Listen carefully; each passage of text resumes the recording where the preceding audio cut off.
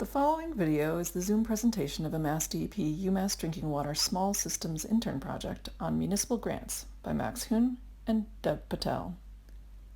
The MassDEP UMass Small Systems Intern Program is funded by a US EPA Safe Drinking Water Act grant to MassDEP in support of small drinking water systems throughout Massachusetts.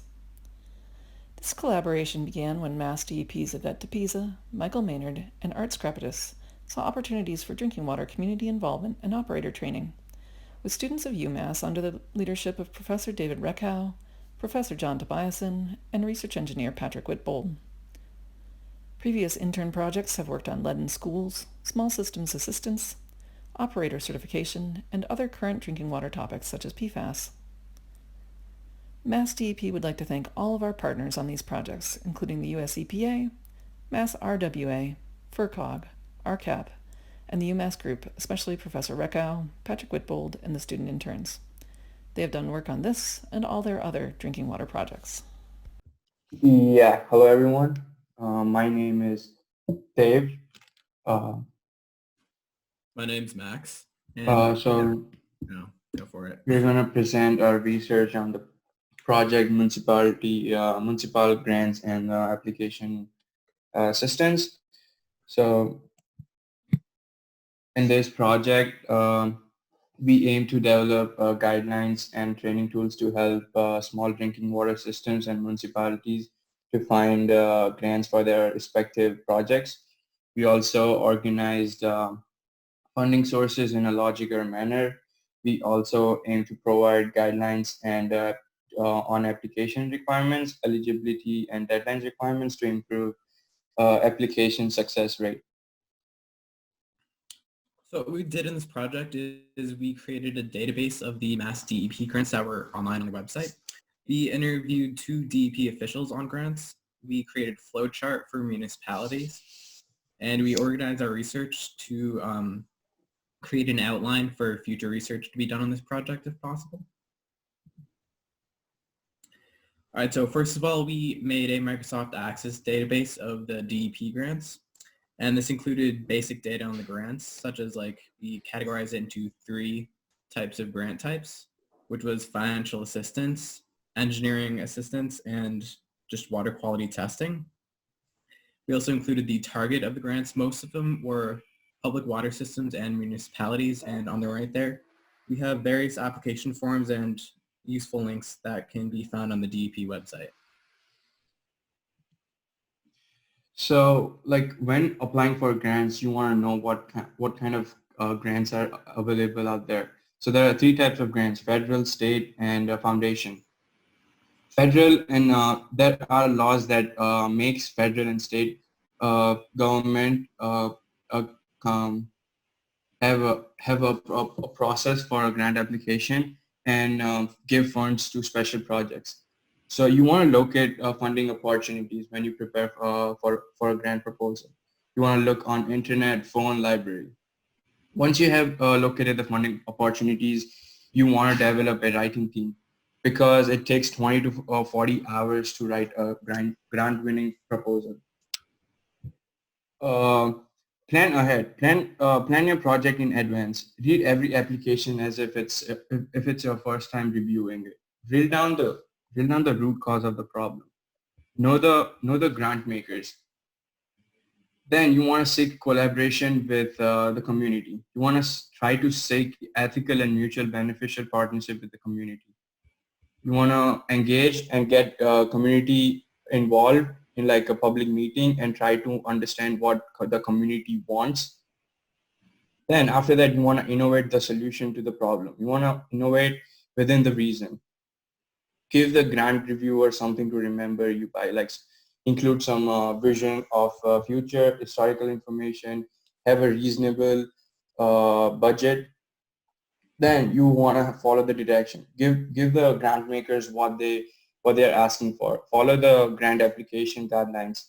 Ask if you have any questions. Ask questions for clarity when the Q&A periods are available. So this is the inward pyramid for writing a grant. So the majority of the proposal should be focused on the key points. You want to stay on topic, and then you want to give evidence to support the key points, and then include general information. In this general information, you usually can have, you can add historical information and a vision of the future so the grant makers can remember you. So when planning to write a proposal, first you need a notebook. A notebook would allow you to track the project from concept to completion. It would allow you to keep track of meetings, contact information, and many more. Then obtain final agreement of the problem, mission, and strategy. It's going to be hard if you have a change of mind after you submit a grant. Commit your ideas to paper. Gather necessary information. Gather necessary resources. Refer to necessary content, experts and specialists for guidelines. Develop a develop different opinions and scenarios of the solution. Then you want to create a concept paper. You want to write a scope statement. Scope statement describes what are you trying to achieve and to what extent. Mission statement basically describes what and why of the project. And then you want to develop strategy. You want to develop strategy to how you're going to carry out the project. Then you want to state the objective of the project clearly. The objective needs to be smart, measurable, accurate, relevant, and timely.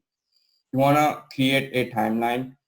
You want to determine the time length of certain milestones. Then you want to estimate the cost of paying the staff, the cost of materials and equipment. All right, so for our project, we interviewed Martin Suberg, who's the commissioner of the DEP, and Kathy Baskin, who is the assistant commissioner for water resources at the DEP. And so one of the questions we asked was, can you have multiple grants on the same project? And the answer we got was yes, but the grants must be used for different things within the same project. So for instance, if you're building a wastewater treatment facility, you could have one grant on clarifiers and maybe another grant on reactors, but they can't be for the same thing, so you can't essentially double dip. And it's mostly from two different organizations. You can have two grants from the DEP for like the clarifier and the reactor, but it's mostly from different organizations. All right, we also asked what about projects that go over and under budget? So over budget projects are acted kind of more of as contracts. So municipalities are still required to deliver the finished product at their own expense. And under budget projects, municipalities are required to return the money that they have not spent. And many times government agencies will follow this up with audits. And also multi-year projects can apply for the same grant multiple times.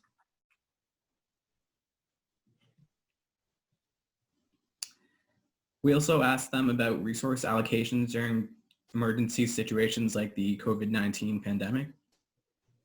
And they are an essential service as they provide water to the surrounding areas in Massachusetts.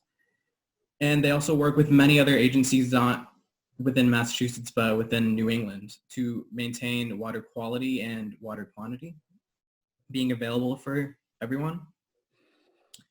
We also asked them about the aging infrastructure in water and wastewater facilities, and they pointed us to the Federal Infrastructure Task Force, or the ITF, which is where they review aging infrastructure across the country and decide on which places should resources be allocated to. And this also was funded by the Clean Water Trust, which was $600 to $700 million worth of grants. We also asked them if there was any funding for water quality research projects, like we do at the Wet Center, and they replied with not much. So our recommendations going into this is more funds implemented by the state for small systems. Obviously, in Western Massachusetts, this is more prevalent than in Eastern Massachusetts because of just population density.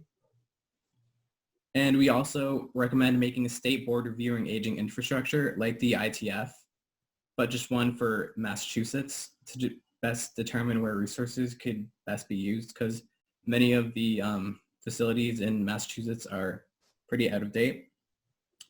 And we also recommend more state assistance involving planning and implementing public work projects, such as maybe a website to organize all of the grants.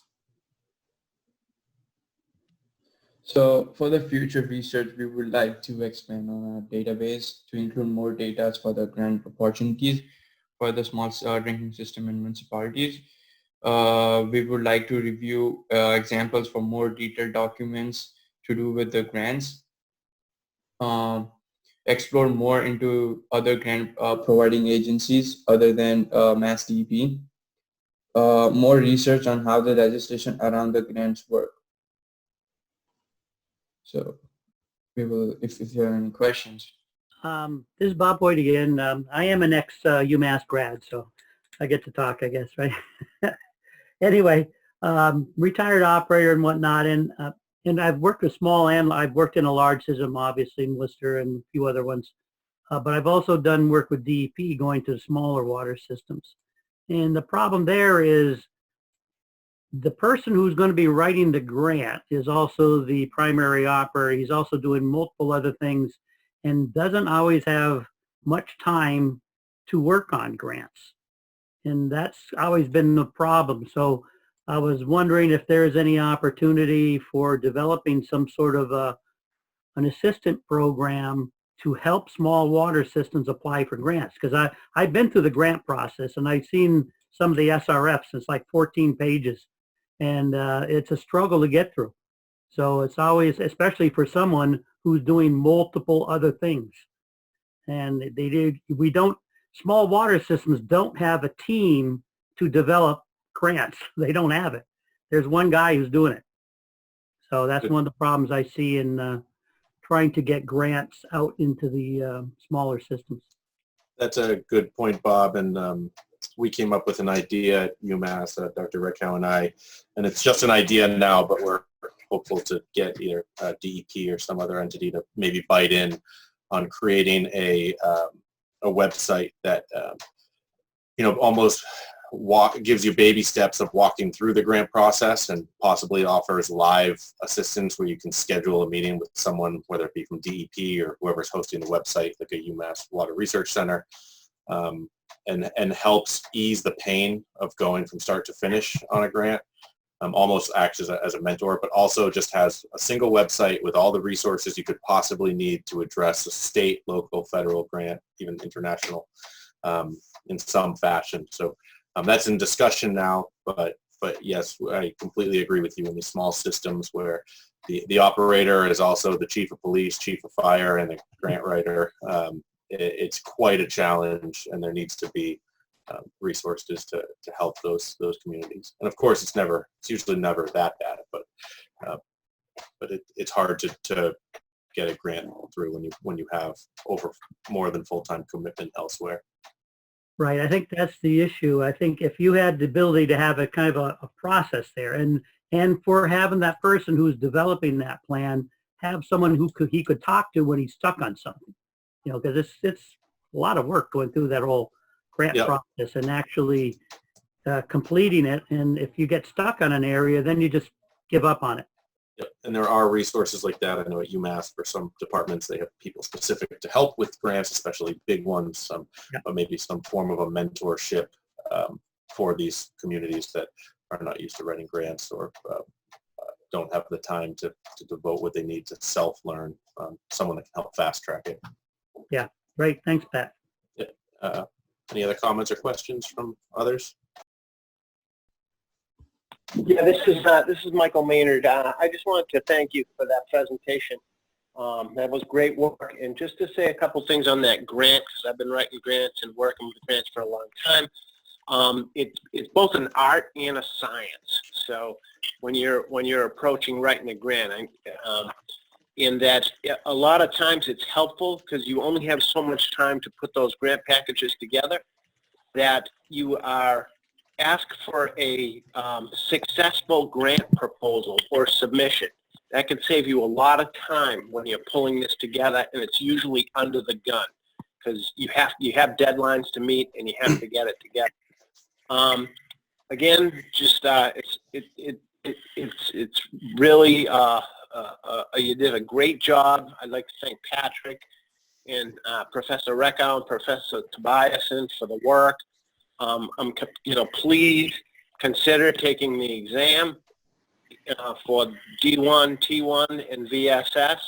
And I know a lot of the people listening and couldn't make it today, like the commissioner and Kathy Baskin, and some of the EPA folks are really appreciative, and graduates of the University of Massachusetts for the work that you're doing. So again, shout out to everyone at UMass.